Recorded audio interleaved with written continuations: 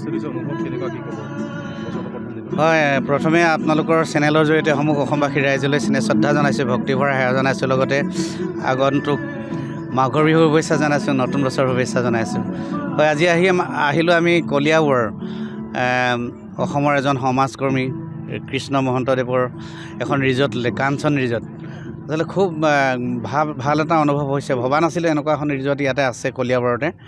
একেবাৰে ব্ৰহ্মপুত্ৰৰ কিনাৰত খুব ধুনীয়া এটা পৰিৱেশ পাইছোঁ আৰু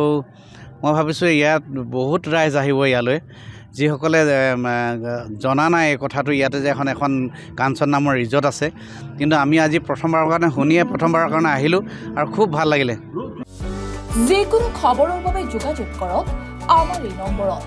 9181 307 2221